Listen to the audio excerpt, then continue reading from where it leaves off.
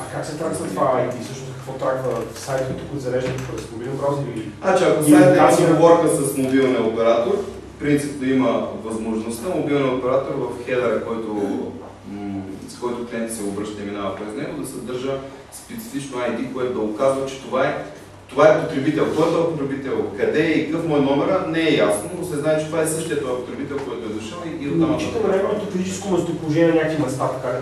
И не, включително и location based. Да, включително и location based. Мобилните оператори не предоставят това локация.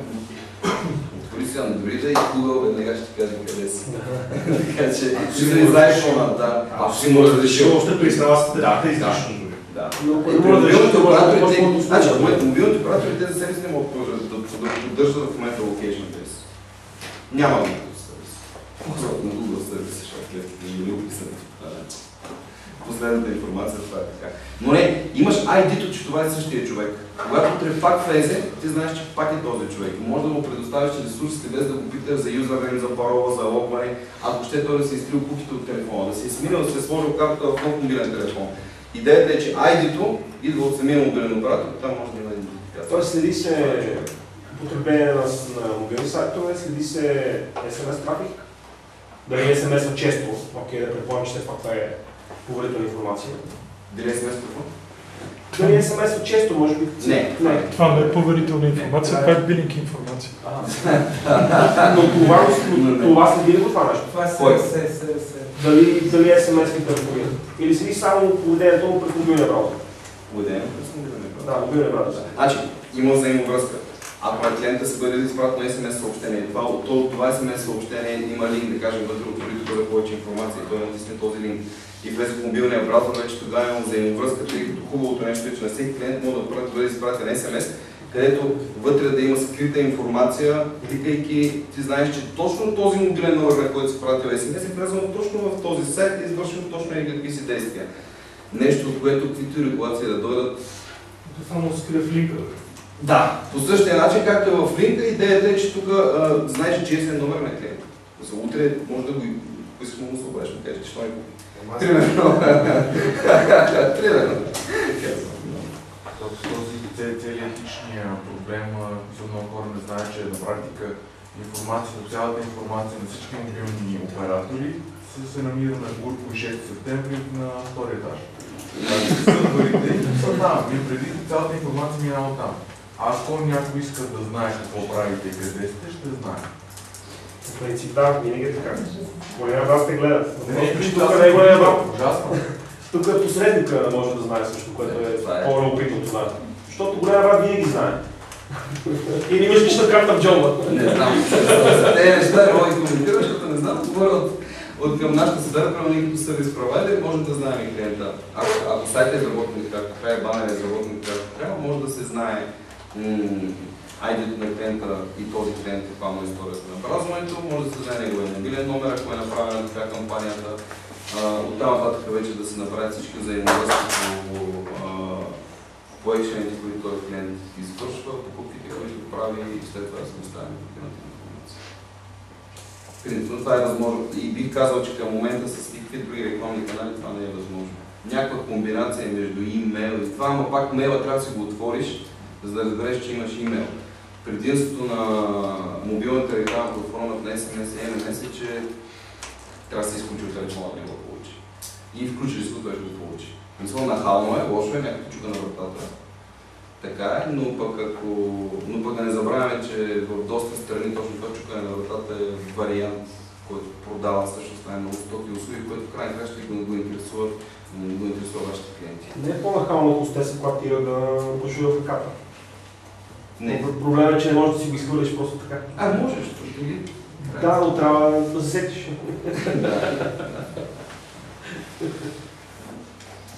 Но в общи линии този канал продава. Нашия опит показва, че този канал продава. Правили сме промоции, правили сме тестове.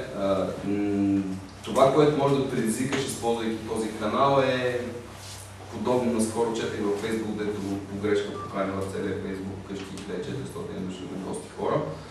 Ами същия ефект. Може да предизвикаш същия ефект. Може ли да разкажете конкретен пример? Какво сте събрали като информация? Не, значи конкретен пример ще дам, като бройки в момента не помня, не мога да кажа. Обаче конкретният пример беше, че правим промоция, да кажем, на Бела и се опитаме да навиеме Била да вземат да ползват номерата, които база данни, които са събрали от промоциите си. При което няма как, понеже Бела ги ползват, казваме, добре, може да пуснете продукт само за Била и да рекламираме този продукт. И те пуснаха, там разбрахме се и мисля, че 3 месеца след това стартира кампанията и заредиха някакъв много баница в Била в магазините. Ние взехме базата данни на Била и казахме, ето безплатно. Изпращаме, че всеки, който отиде днес, ще може да пробва новия продукт на Бела с 1% отстъпка. Вече сериозно отстъпка. Това е базата на Бела? Да, не на Била. А Била как се прави тази база? Направиха сега SMS игра там за 15 години Била. Да, 10 години Била. Направиха веднага след това, защото те викат на всяко ще правим тази база, не мога да ги пуснаха това нещо. Бела, идеята беше да има 20 дена такава кампания и постепенно да по базата, за да не изпращаме много хора едновременно в магазините. На третия ден не се обадиха да спрем кампанията, продуктът е свършил и могат да заведат повече от него. Само че да си изпращаме SMS, само да видиш колко купиш новата баница. Да, с SMS ви предлагаме специална оферта, специално за вас, новата баница на 50% или колко беше там? 30% отстъпка или колко са? За конкретно отстъпката, как консумира отстъпката? Тя е валидна от промоцията, не е от SMS.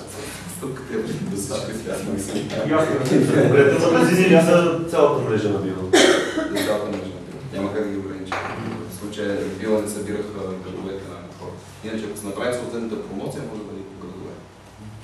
Значи това е просто един пример за това как работи и какво работи. Другия пример, който искам да видя от нашата практика, предлагайки най-различни услуги за мобилни телефони, от SMS игри до мелодии или някакви развлекателни сервиси, изпращайки на клиентите, няма как сутринта да стартираш от нула и на края на деня да имаш 20 000 продажби без статистика и едно съобщение на 160 сигурно. Няма как, няма такъв канал. Няма телевизия, няма нищо. Ами сметнато към продажбите е разумна цена. В смисъл има според мените, изплаща се, че няма да го. Каква е цената? Да кажем, цената се движи, зависи на кой е базата, зависи обема от съобщения, но нормално към България в момента цената се движи за рекламни съобщения между 8 и 10 стотинки на съобщения.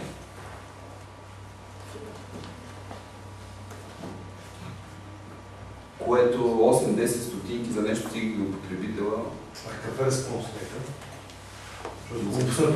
Хубаво са продали всички баници на Била, ама колко е голяма базата на Била? Пробвали са автомобили. Няма да кажа. Не, да крихме аз. Така че това е да не трябваше да накрием още първите 3 дена всичко приключи.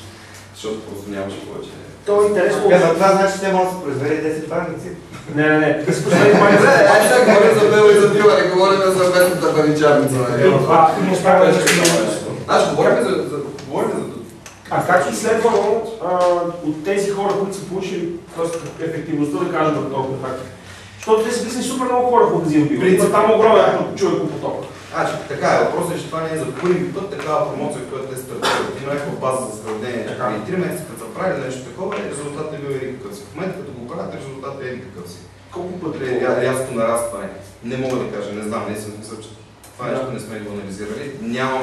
Не споделят с нас такава информация, много са доволни и смятат да продължат. Тоест имате си магията, много обичате ви вярват, но няма точна яснота, че... Ами след като направим достатъчно неща, ще го имаме.